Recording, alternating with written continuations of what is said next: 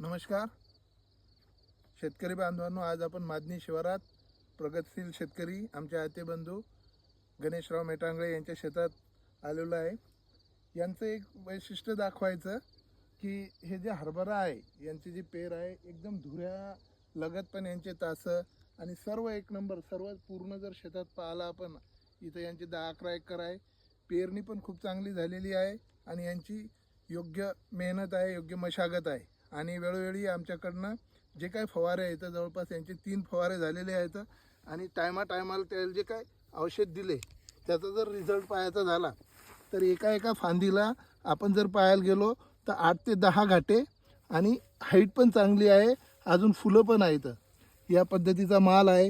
हे निव्वळ योग्य मशागत, योग्य नियोजन जर केलं तर या पद्धतीचा आपल्याला हरभरा मिळू शकते।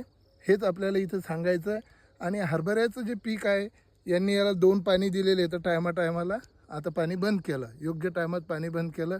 तरी या पद्धतीचं जर शेती केली तर निश्चितच शेती जे म्हणतो आपण परवडत नाही, हे कुठेतरी चुकीचं होऊ शकते। ह्या महत्त्वाच्या गोष्टी येतात शेतकरी बांधवांनो। धन्यवाद। मनोज जाधव, मनोज फर्टिलायझर्स, रिसोड।